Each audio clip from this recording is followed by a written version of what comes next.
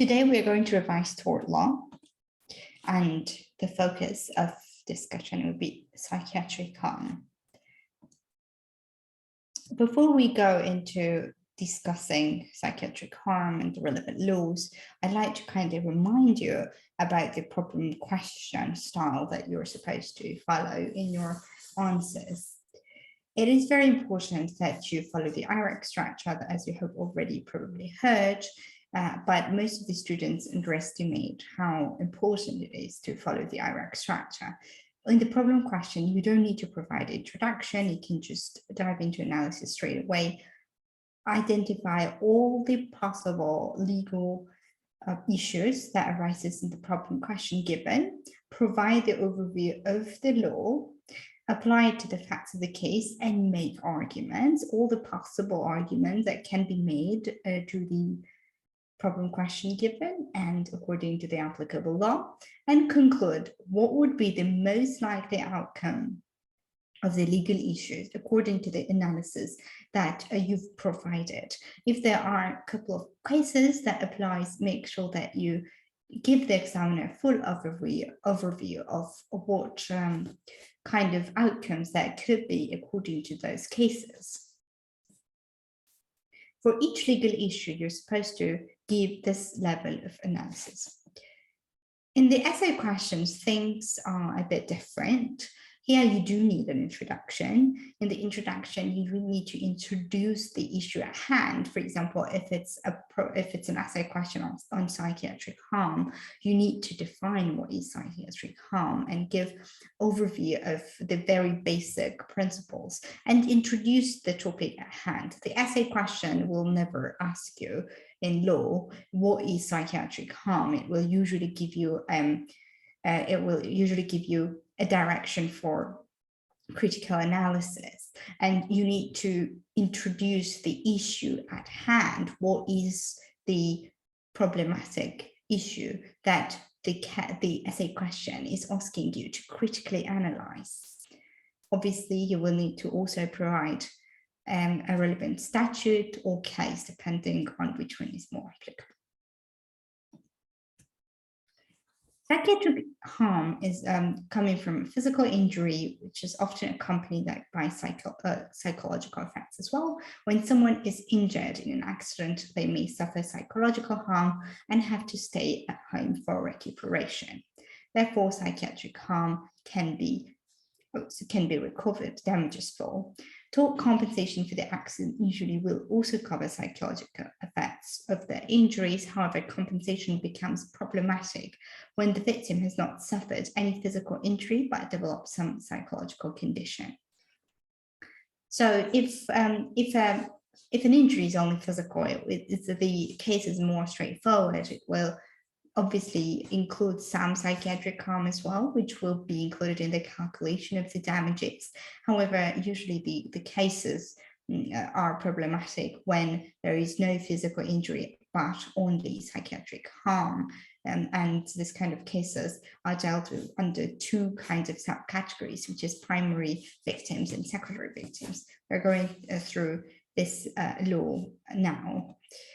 Nature of psychiatric damage is that there is a sharp distinction between recognized psychiatric conditions and normal emotional distress. This means that a person can only recover damages for psychiatric harm only if it's a psychiatric condition. If a person is simply sad, that cannot be recovered damages for just simply being sad.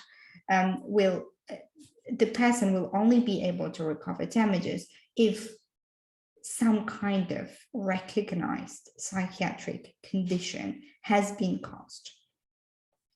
It should be a recognizable psychiatric illness, for example, anxiety neurosis or a reactive depression. Therefore, the claimant must establish that they are suffering not merely distress or any other normal emotion, but a positive psychiatric illness.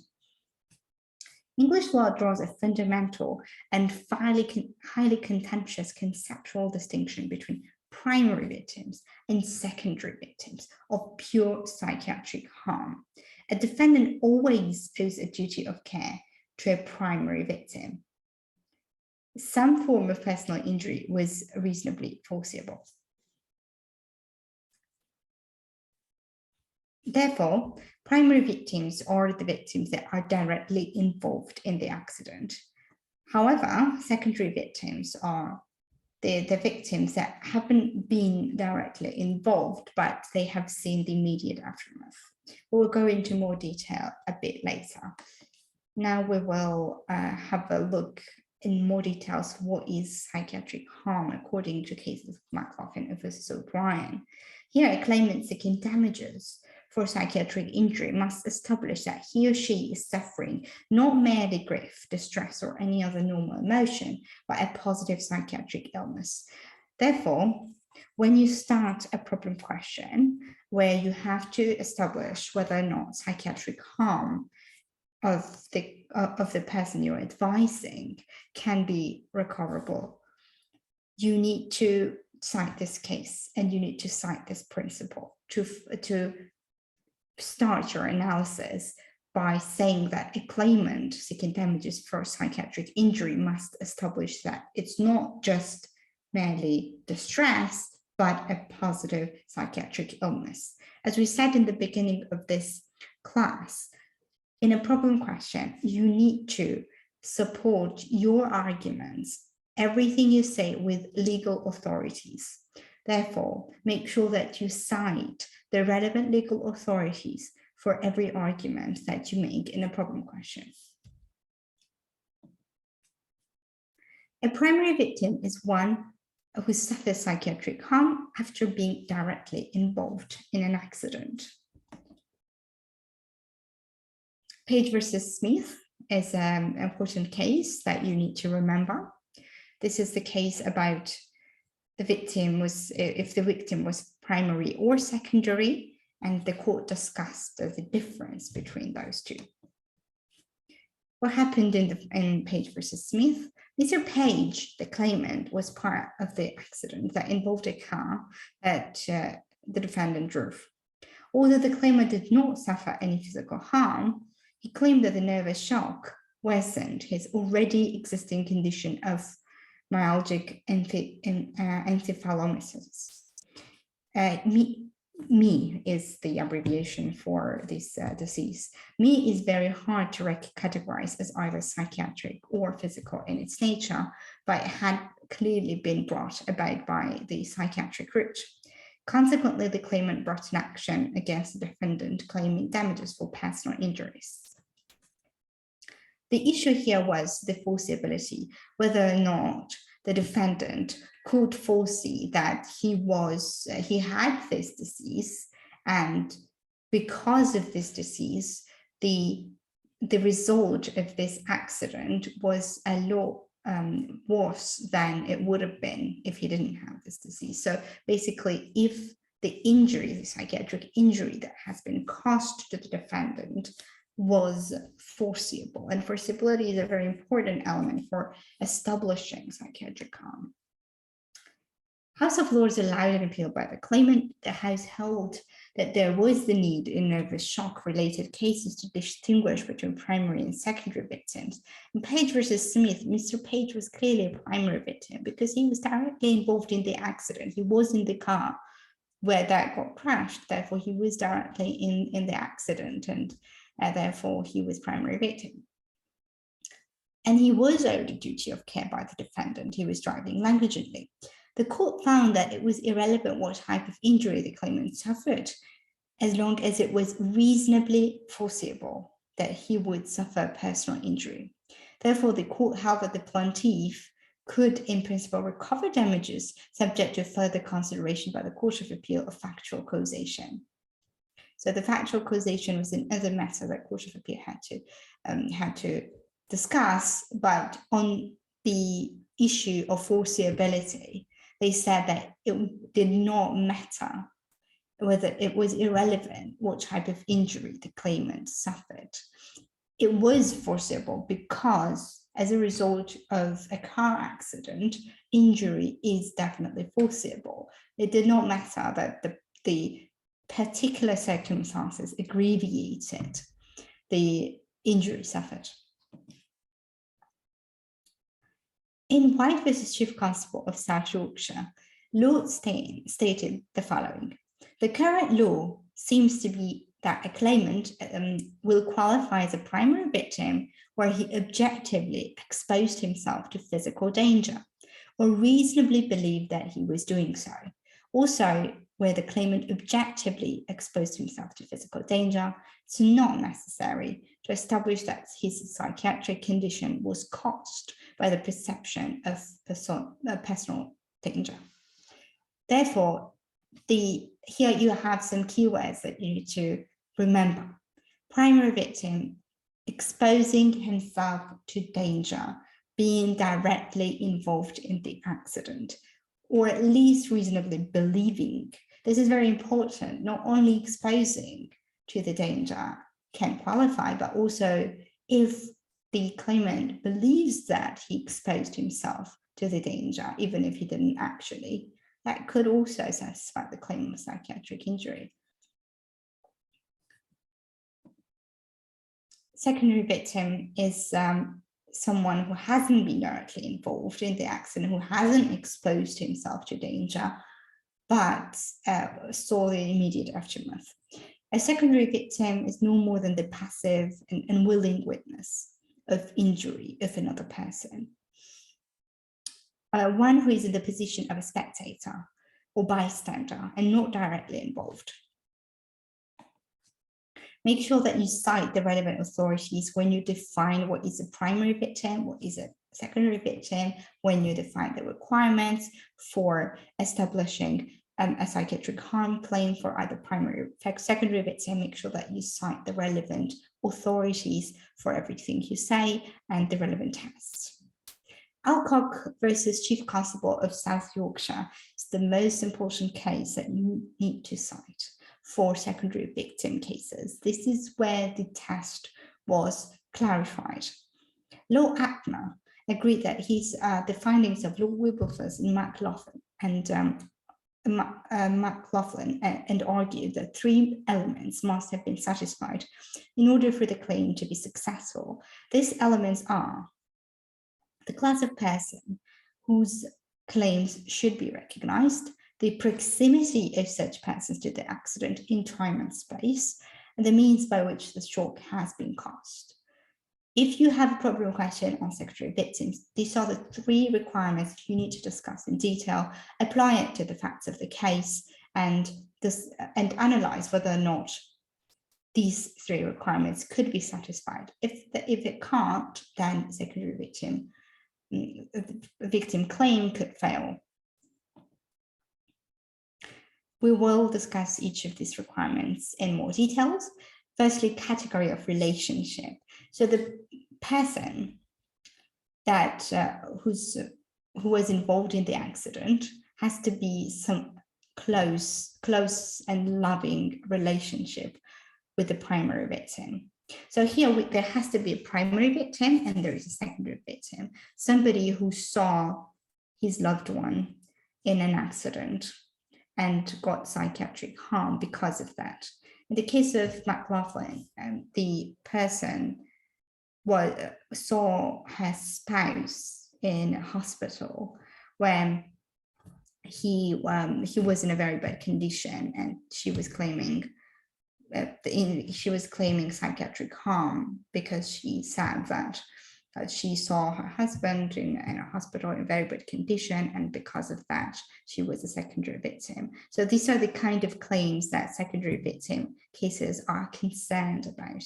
Has to be spouse, parent, or child.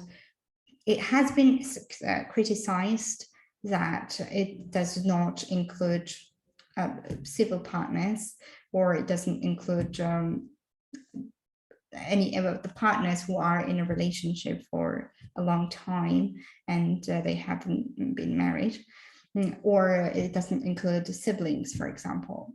So the list of the persons that can be covered under secondary victim are very narrow: spouse, parent, or child.